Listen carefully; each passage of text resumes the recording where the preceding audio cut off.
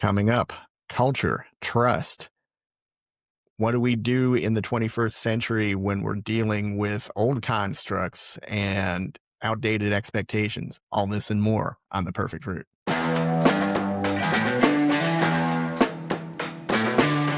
Welcome to the show, and I've got a great guest who's going to talk with us about learning today. Please introduce yourself, Ethan. Well, hi, everybody. And Bill, thank you for having me. I'm Ethan Chazin. And in case you don't know, I am a New York City based business growth coach. And I focus on two key areas: helping organizations unleash their people's untapped potential. And in doing so, create amazing workplace cultures.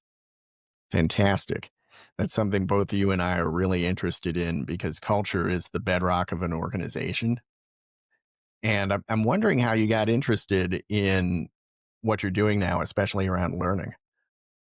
And, first of all, Bill, again, thank you for having me on the program. I guess I would share with the audience that my interest actually started when I worked for about 20 years in corporate America, mostly in banking and financial services.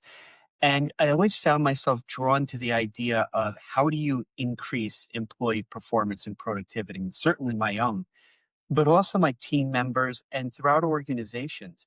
And so when I transitioned from a role in corporate to starting my consulting practice in 2009, it's something that I was drawn to. The idea of how do you foster lifelong learning? How do you take this thing called natural curiosity and a desire to develop yourself and others? And how do you institutionalize it? So I guess that's always been with me. That's interesting. And your timing was, I want to say it's fortuitous in 2009 with all the upheaval. That's where it came from. I was in New York City, where I am now. I was in banking and financial services. We started to see everything that was kind of happening 2007, 2008. And to your point, Bill, that was really the genesis of my kind of pulling out of my career and saying, there's got to be a better legacy than I can leave when all is said and done, rather than just I helped organizations make money. And that's what I gravitated to consulting because it was an opportunity to focus on leadership development and training. So for sure. But when you said legacy, that really resonated in my head because that's part of why I pivoted last year into coaching and consulting myself. And I think a lot about that. Um, I've spent most of my career in adult education in one form or another, and it's interesting. I don't know that people spend enough time thinking about legacy. It sure is something that comes up quite a bit now in my practice, and you and I have talked about this a lot, is the idea of culture actually maps to legacy. So when you're talking to people who are startups, entrepreneurs, somebody who's in the process of or has founded something, I always work backwards. They want to literally dive into touching the bark on the trees and how do you do HR and what is AI, and they want to get very granular. And I say, hold on, let's pull back. And more fundamentally, what do you want to leave behind? It's a lot easier to ask that question when there are one or two of you than when there are 100,000 employees. So that's actually a really great way for us to talk about leadership because leaders actually care about that. And how do you implement that in training and development, L&D programs? Yeah, getting back to that earlier point about legacy, I love the way you frame that question. What do you want to leave behind, rather than dealing with the operational bits and pieces that can distract us during the day. It's really fascinating as we look at the transformation of the American workforce, right? We talk about the boomers and matures who are leaving, tens of thousands every day are leaving the workforce, and we have a new reconstructed labor, market where there's Gen Zs and millennials, and their value constructs are fundamentally different. And so when we talk about legacy, we talk about the values of the organization, and that's not just BS. That's not just marketing spin. And I spent my career in marketing. Um, when you say what's your vision, mission, and core values, Your Gen Zs and your millennials are not only the largest or fastest growing segment of the workforce, they're your clients. So if you want to satisfy those two stakeholder groups, you really need to rethink what your legacy is because you work backwards from what are our values. And by the way, having really well defined values that you live your life on makes recruiting, talent acquisition, and talent retention much easier. Because, look, British Petroleum stands for a set of values. I'm sorry, made myself laugh, versus, let's say, Patagonia, right? And you would never confuse the two. So there's that. Yeah, good point about it. There are organizations you'd never confuse, like Apple and General Motors, for example. Hmm. Um, Hmm. but I love the way you frame this is working backwards from our values and our mission, the Yeah. organizational mission and the personal mission. Um, one thing that just popped into my head as we were talking is it, we see a lot more turnover with Gen Z and millennials than we ever did Yeah. with the previous generations. Um, and sometimes I think that's just a hallmark of those generations crafting their own journey. But sometimes I want to look at organizations and say, wait a moment, you're not doing the things that you should be doing in terms of development and retention. Yeah, isn't this interesting? And we've always, you and I have talked about it being both circumstances that are going on at the same time. So Hmm. one is Gen Zs and millennials as well, but to a lesser extent, their tolerance, their tolerance for dealing with craziness and a lack of being respected, listened to, valued, they have the attention span of a grape nut. That's why they're going to leave in 3 or 4 months if you're lucky. If you're not giving them what they deem to be necessary. The biggest knock against Gen Zs that I find laughable is they're not loyal, they're not trustworthy, they don't have a work ethic. Talk about lazy stereotyping by generational Hmm. characteristics. I've taught at 10 colleges and universities over the last 18 years. I've taught over 4,000 undergraduate and graduate students. I know Gen Zs and I know millennials. That could not be farther from the truth. They do have work ethic. They do want to be committed and trustworthy and loyal. Here's the difference between you and I and them. Their idea of the employee employer contract is fundamentally different. It's Hmm. not control, it's not obsequiousness, it's not giving away their sense of self worth to be enslaved. That's what a paycheck is, it's indentured servitude. Hmm. They're not going to buy into that, which is why you need a Patagonia or Tom Shoes or Chobani or Kind. You need that kind of culture. Because honestly, if you're still stuck in the mindset of command control, hire people, they come in, they give up their soul and their sense of identity. Your business is dead. You just don't know it. It's a whole new world order. And don't waste my time talking about AI. Let's talk about leadership and culture transformation and great place to work because that's where you'll be best served creating lasting legacy. It has nothing to do with operational efficiency or strategy. That is so 20th century.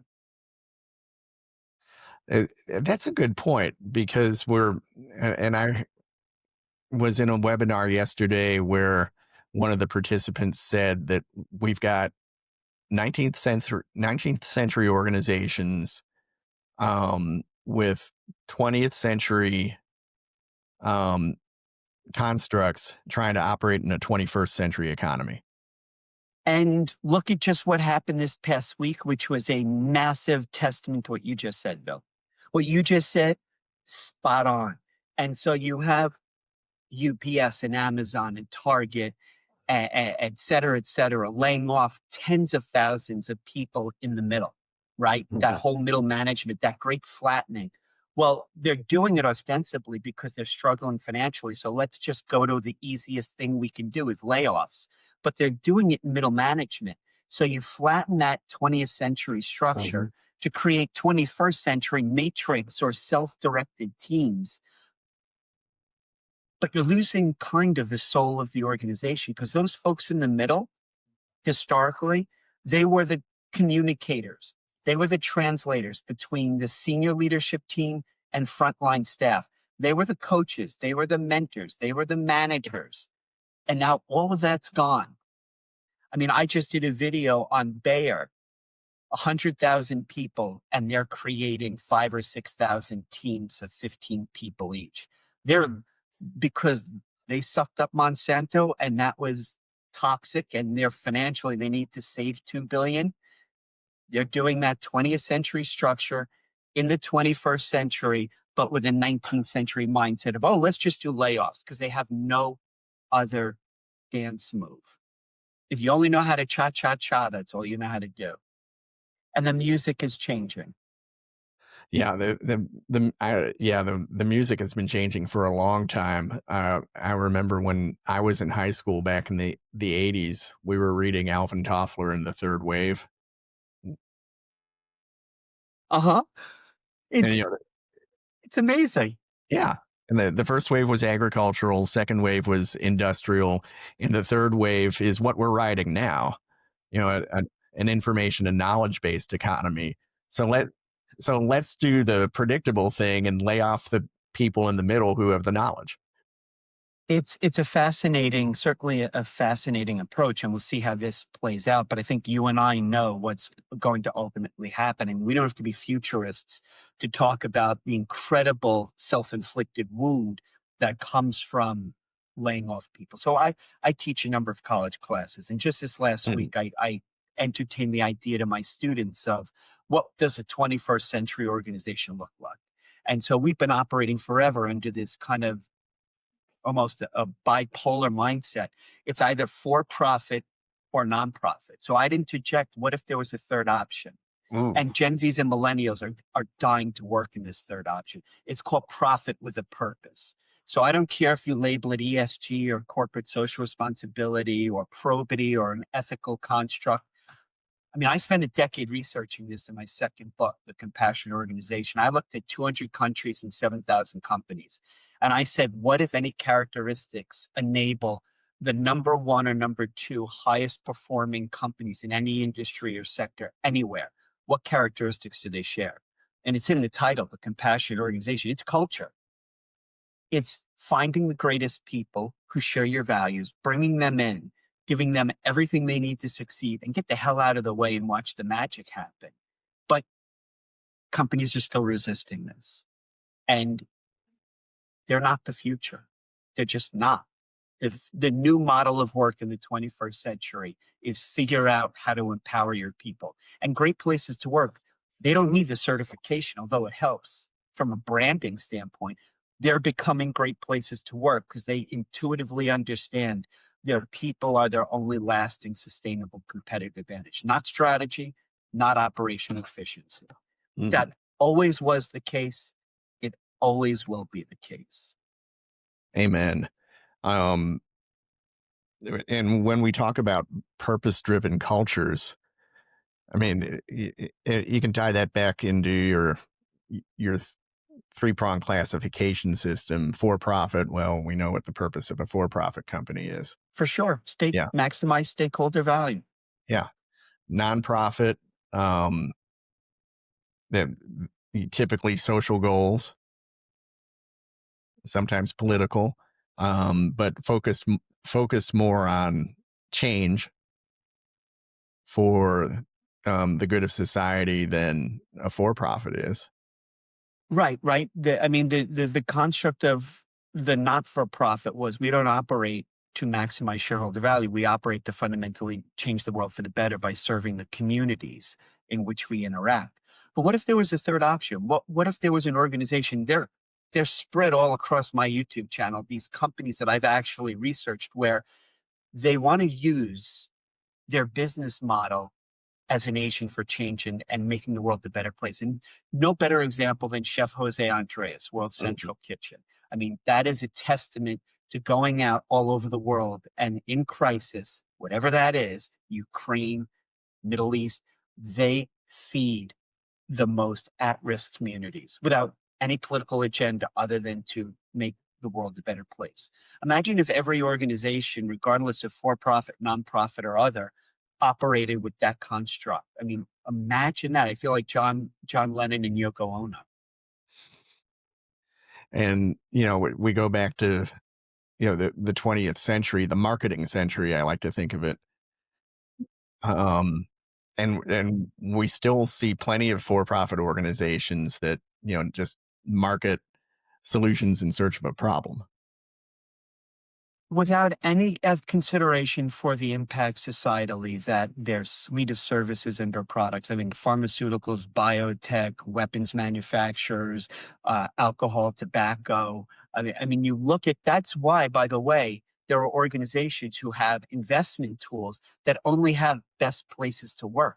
They're filtering out those toxic organizations who are still built on an industrial revolution mindset of mass production, produce at scale, optimize labor, and at the same point, use advertising as the fuel to crank out the demand that equals supply.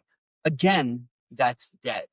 And then you'd be better off as an organization built on learning and development and training your people to focus on the distinction between managing and leading and grow a workforce of leaders. Because management to me is a bad word. I make my students and my clients put money in the curse jar when they use the word management, because to me, management is detrimental to future success. Management is 20th century, leadership is 21st. Mm-hmm. So what kind of leadership capabilities should we be building in people? How do we help our teammates and our colleagues and friends become better leaders? It's a really, I mean, thank you. That's the million or billion-dollar question that organizations need to figure out.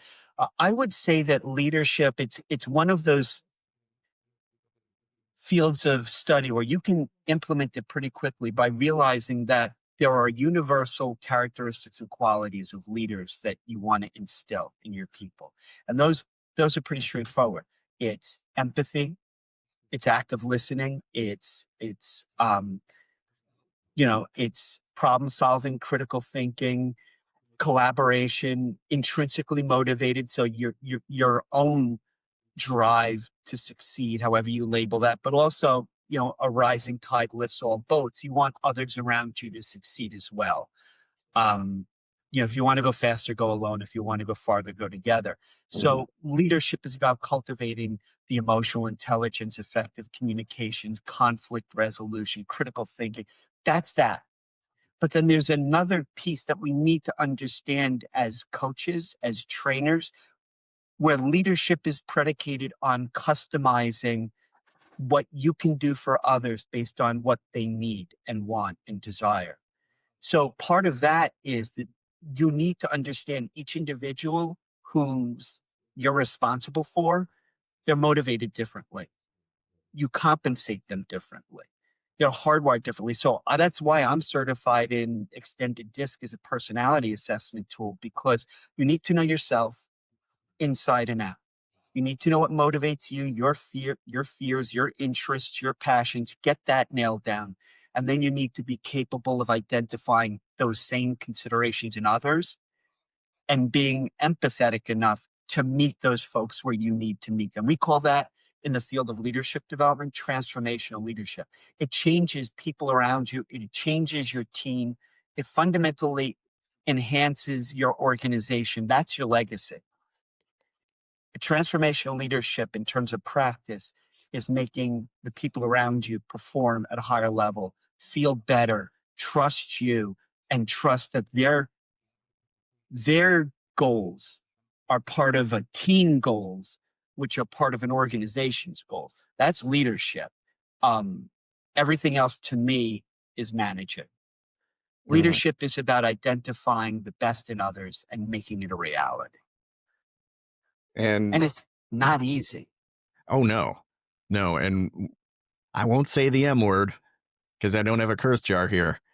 But when my academic training is in that field, and Mhm. the more I got into learning and education, the more I realized that the M word and leadership, they're kind of different things.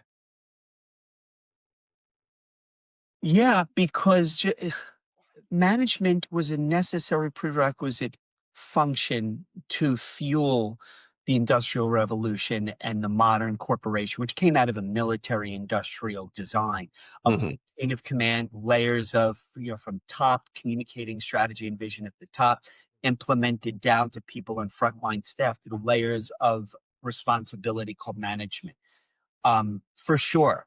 But what we know about leadership now is that leadership is as much about art and science of helping people adapt and being empathetic and caring and building trust and loyalty and listening. And those are the kinds of skills that we didn't encourage before because management didn't require that previously. I mean, for goodness sakes, you're an academician.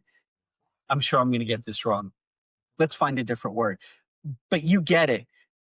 Even the word management comes from a meaning which is not leadership. Management, mano a guerre, whether it's Latin or management, the French, is literally to take possession of, control, assets, employees as assets. In fact, when I'm doing an upfront consult with a potential client, there are certain trigger words or flags that they give that shows they're not interested in developing their people.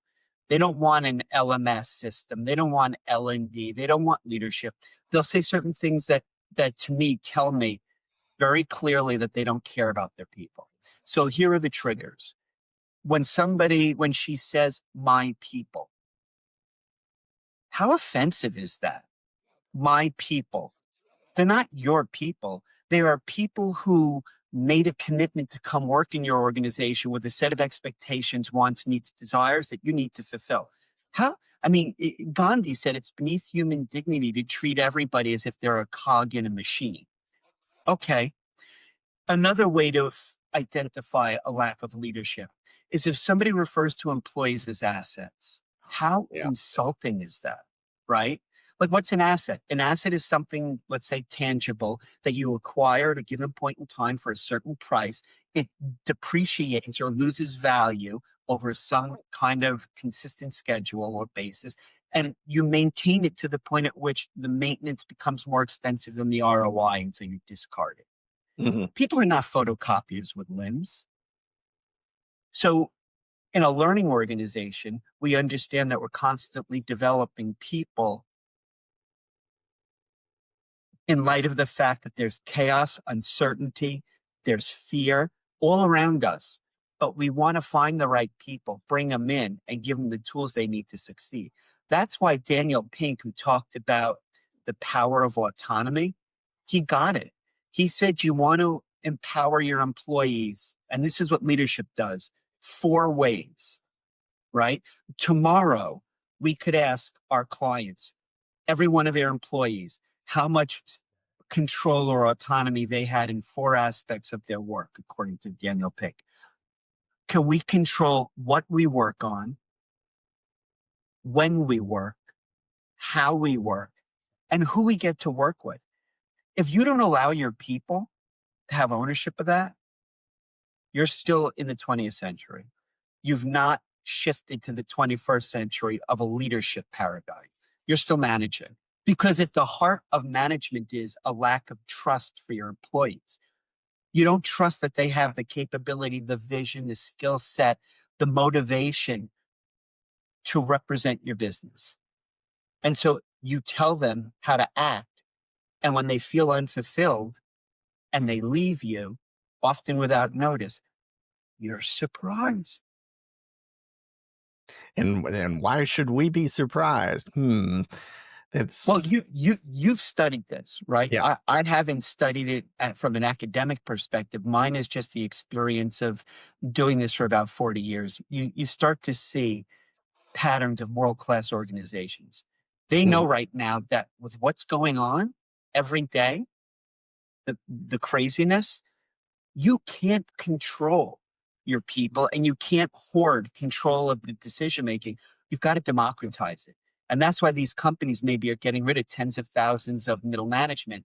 they're trying to democratize or empower their people. That's 21st century. But you need leaders to make sure that they transition Right. to this new design. That's where leadership can come in. Hmm. And it's such a missed opportunity when we see these organizations dismiss layers of middle management. Um, That's where the intellectual capital is. That's yeah. where the knowledge base is. And there's a different model that we could figure out. I've said it all the time, and people who are considering hiring me don't understand it sometimes. I would not trust an organization who would be willing to lay off their employees. And then the logical kind of contra argument is we need to. Well, then why'd you hire them? Well, Hmm. because circumstances were different. And so we're adapting. Adapting shouldn't be layoffs. I'm sorry, that just shows to me that an organization is not being led. There's no leadership in place. That's a reactionary kind of, that's financial performance is a lagging indicator of culture. Hmm. And it's almost as if the organization is allowing itself to be led by investors or the markets or Or the federal government and the yeah. desire to do away with diversity, equity, inclusion, or to fire their late night celebrity speaker Hmm. on their TV program, or get rid of the media, or for sure, we have institutions that are literally at risk of disappearing that Hmm. are every day. What's corporate America doing? They've been interestingly silent this year. Interesting silent, except for a select few, like Ben and Jerry's. Right. But they have a role too. And to me, that shows a lack of leadership. And you could say, well, they're afraid of repercussions and the White House coming after them. Fear shows to me a lack of leadership. You know, We could talk about training programs. We could talk about oh yeah. micro training. We could talk about what are the kinds of training classes you need. But we're talking about leadership. We're talking about people who know the way, show the way, and go the way. Right. It's not that complicated when you break it down, right? Yeah. And there's that It's line, doing it. and there's that line in Dune: "Fear is the mind killer." Oh man, that's awesome. Bill, I love that. I'm going to steal that one. It's a good one, Uh huh. um, because fear is. And this is something that actually came up in a that webinar I watched yesterday. Fear is right. What we're really fearing is that loss of control, and Isn't that interesting? And that's at the heart of the prevailing structure of the command control 20th century pyramid. And you don't empower your people because deep down, or maybe not so deep, you don't trust them. But so when you talk about learning and development and how to make it relevant for what's going on right now, organizations that get it, they're democratizing or giving up control by sharing vision, by Mhm. hiring people not off a job description. In fact, one of the things I'll tell my clients is I don't want you to use job descriptions. Because if you think about that, you're hiring for a job title, a region of the country, a salary, and core roles and responsibilities.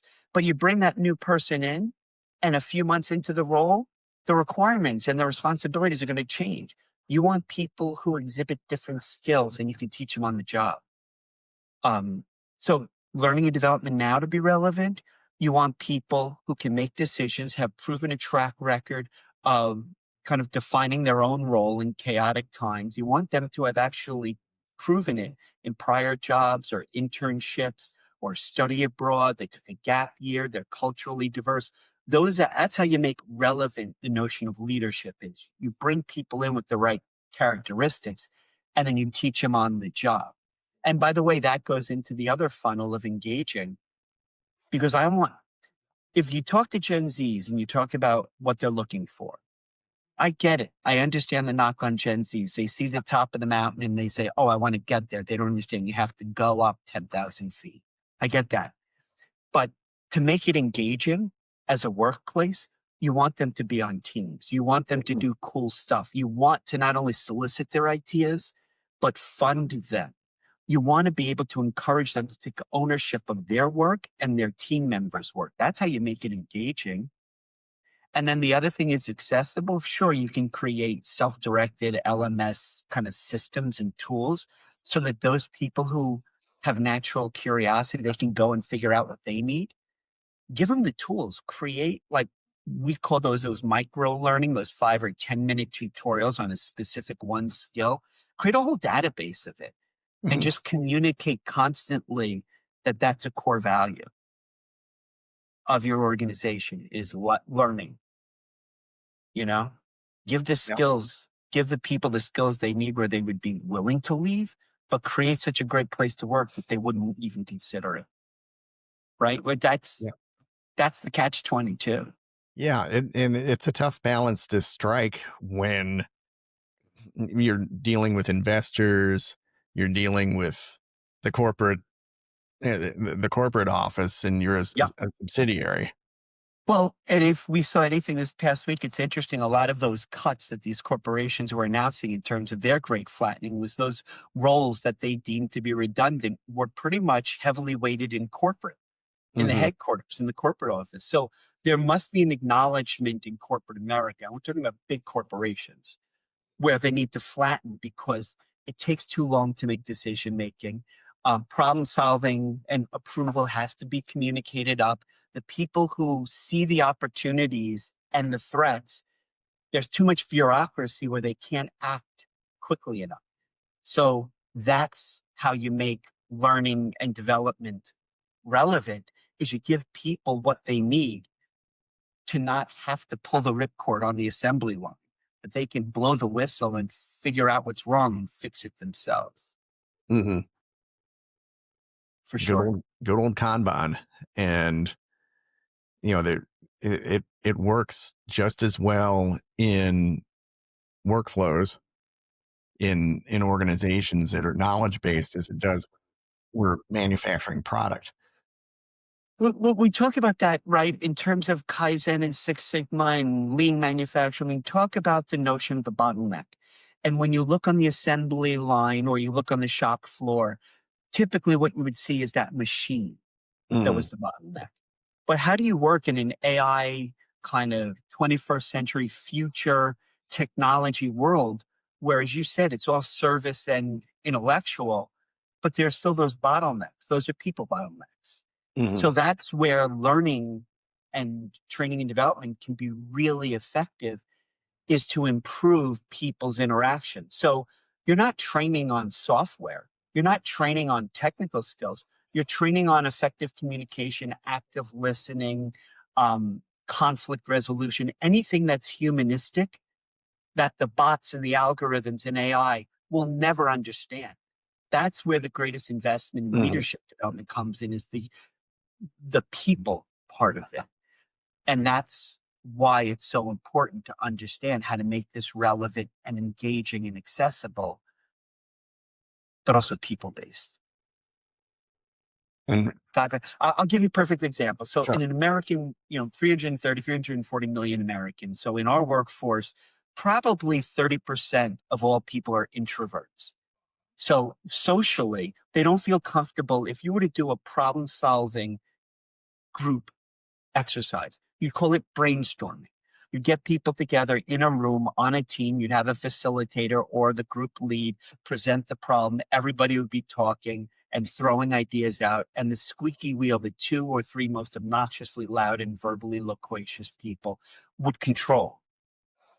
The people who are the most adapted to solve the problems are the introverts who don't feel comfortable communicating verbally. So there's a whole process which you use to supplement brainstorming called brain writing, Hmm. which brings out as a process flow those people who possess the skills, the knowledge, the experience, but you're also creating a new kind of leader based on new skills. And that's how you make it relevant in Hmm. today's world. I mean, Gen Z's part of the problem is they grew up face to screen. They're the first digitally native. They have the communication skills of a great nut. They just don't know how to do it one to one. Hmm. So maybe that's where you focus your coaching and mentoring. You do onboarding, you have an orientation, every employee should be assigned a coach, a mentor, trained on the LMS system where they go to get resources for learning and development. And they have somebody who's making sure that their individual KPIs match their team goals, match the organization's goals. And that should be every day is conversation around that. How are you doing? Do you have everything you need to survive and thrive? What can I do as your leader to get you what you need that you're not getting? And that's not quarterly or annual, that's BS. It's every day. And that's what leaders do. That's what leaders do. Hmm. And not enough people are doing that.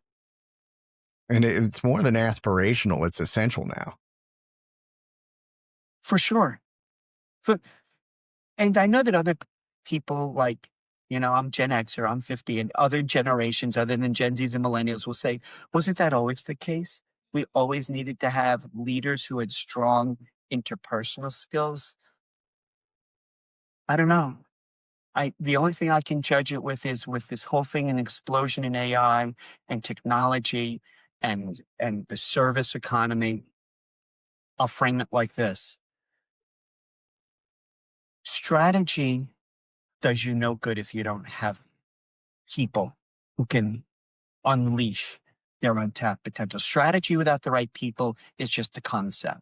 It's a business plan that's sitting in your shelf or your inbox. Operational efficiency, everybody has that. The tools, everybody has podcast tools and they all have dashboard reporting and they have EOS integrators and everybody has that. That's lowest common denominator. Operational efficiency also isn't driven by systems, tools, processes. Sorry, it's people. Are you hiring the right people? Are you developing them? Do you have a culture of leadership development? What's your succession plan? Do you have for every person who's currently in a seat on the leadership team an internal strategy roadmap document of those people who should fill their roles? The goal is constantly, I want to move up. I want to bring people with me, and I want to make sure everybody has what they need. When I'm doing an audit of a potential client, I will say to them, "Show me your succession plan." And I don't just want it for senior leadership. I want to know how they're doing job rotations, job filling, job sharing, how they're giving somebody who's in HR exposure to marketing, customer service, sales, finance. I want to do functional job rotations. I want to move people around up and down. That mitigates the need to constantly be looking at my org chart. Hmm. And when you said moving people up and down, that's essential. And the 19th century organization doesn't reward moving down. It's kind of almost, if we think about what it really implies, it implies some kind of punishment Hmm. that I have to, the org chart is structured on a ladder. And the ladder is throughout our careers, we move up. And believe it or not every Gen Z who's working today, whose manager was just terminated, or 2 or 3 levels of manager, not everybody wants to move up. In fact, that's why you're seeing an exodus of corporate America of 20-year-olds and 50-year-olds going to start their own things because they want that degree of freedom and creativity and working on big societal challenges. The idea of making companies money that they report on their financial reporting every month and every quarter, that's dead. If you work in a hedge fund or private equity, God bless you. Hmm. But most individuals, SHRM and ATD, the Association for Training and Development, they ask hundreds of thousands of people every year, what are you looking for from your relationship with your employer? And everybody who's a middle-aged person who's been in corporate America for 30, 40 years will say money. How clueless is that? Gen Zs and millennials, they don't they expect you're going to compensate them equitably. That's off the table. Like if you're not compensating them, they're going to bolt. Hmm. What they want is fundamentally to be heard, to be involved, to do meaningful work. They want the company that they commit to exhibit the values in practice that they claim they subscribe to. They want to be a part of a team. I mean, Bill, I'm not going to talk about you. We each have our own experiences. But when I was growing up, I got my MBA. I was told the first year of employment, you don't want to be seen or noticed. Be quiet. Come into the office before your boss gets there. Be there after she leaves. The first year, you want a great performance review. You don't want anybody to notice you. These folk want to be noticed Mhm. before they even start working for you. They want you to know their name during the onboard. Yeah. It's not good. It's not bad. It just is. And leaders get that. Mhm. Mhm. And hopefully they know your name without wearing a name tag. It's We used to joke about it in the 80s. I mean, with MBWA, management by walking around, the people who got it as leaders, they understood the personalities of everybody who is entrusted in their coaching circle, direct reports. And they customized what they did in those relationships based on what Ethan needed, based on what Bill needed. They got it. We need more leaders like that. We need more leaders who genuinely show up and care. Empathy is not weakness. You know, I get pissed off when somebody says to me, it's not personal, it's business. mm, That's a big trigger for me. yeah. It's almost like calling your employees assets. And I'll tell you why that to me says fundamentally you don't understand business in the 21st century. Of course, it's personal. Ever since COVID, we had a global pandemic with more than 1 million Americans losing their lives. It didn't just end. So you talk about health and wellness and people needing different things and being intrinsically motivated and having your values shared and having a leader care about you and cultivate you and listening to you and acting on your ideas. We also want you to be empathetic to the fact that we're not always going to be working. But trust us as grown-ups that we'll get the work done. And I don't have to come back to the office 5 days a week to do that. When the CEO of AT&T tells 100,000 employees on a Friday afternoon, video conference, we've been talking about this since January, effective immediately, everybody's coming in. What the hell? But what are you doing? That is the antithesis of leadership, in my estimation. You have to treat every person fundamentally differently, and empathetic leaders, transformational leaders understand that. I mean, if you don't want to be a leader, be a bureaucrat.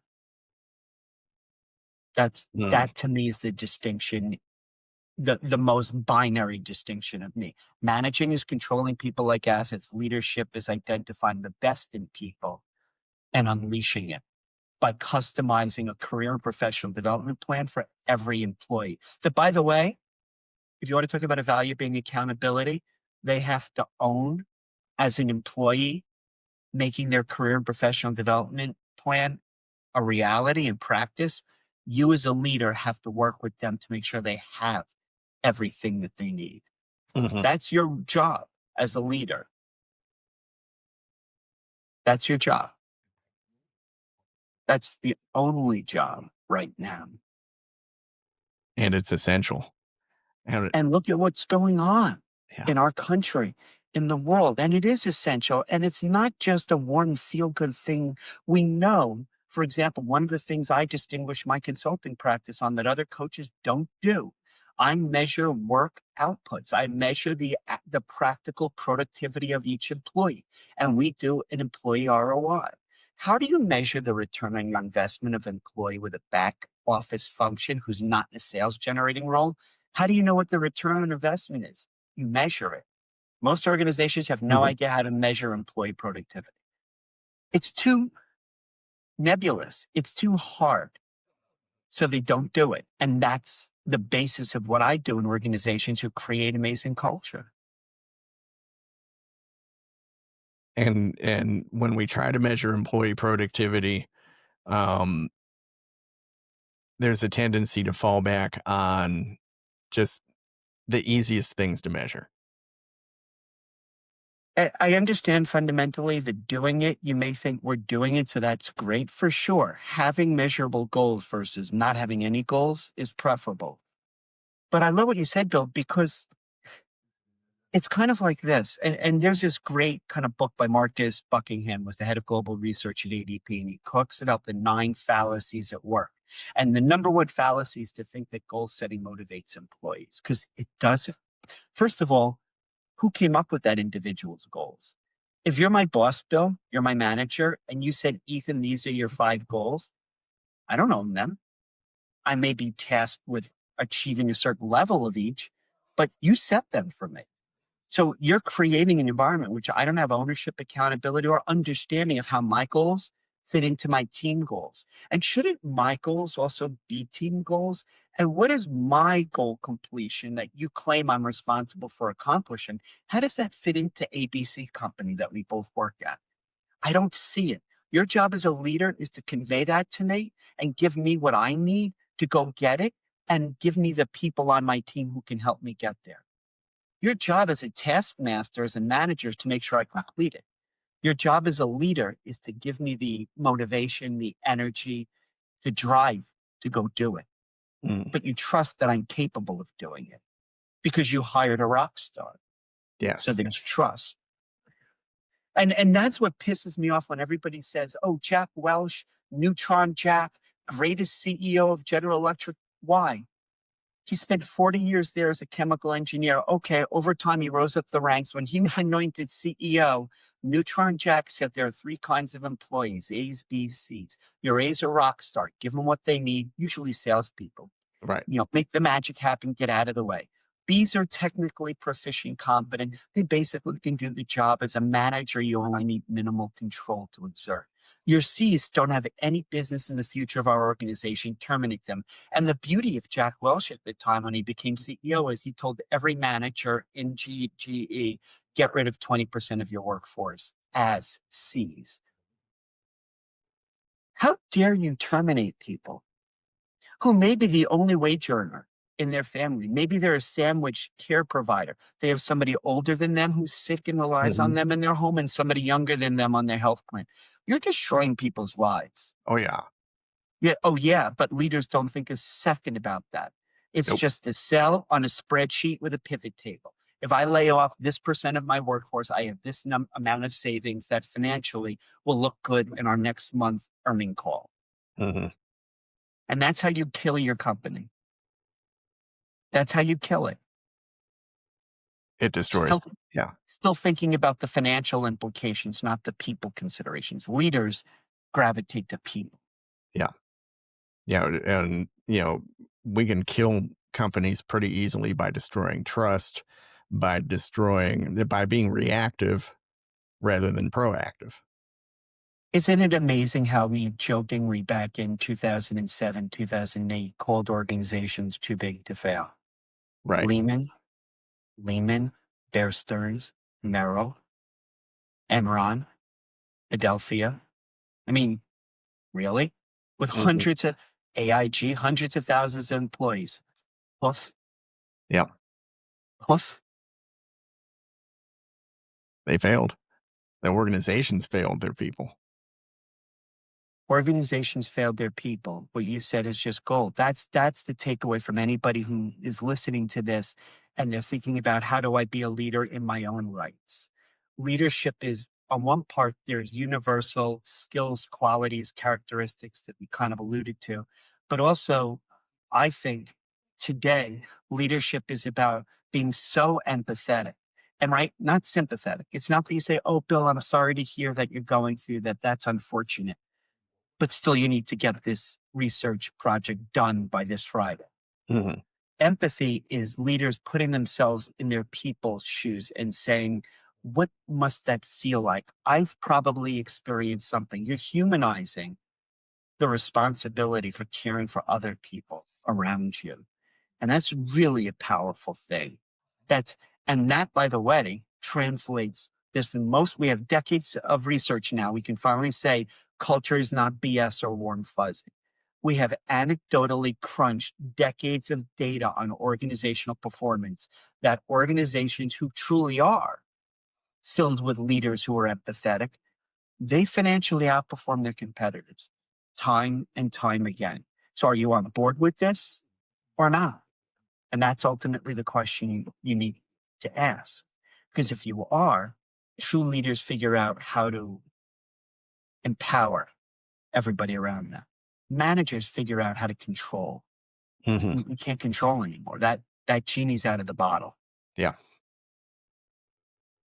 And I that think, yeah, I think we're going to need another conversation because we've raised so many good questions in today, and I'm interested in what listeners and viewers have to think.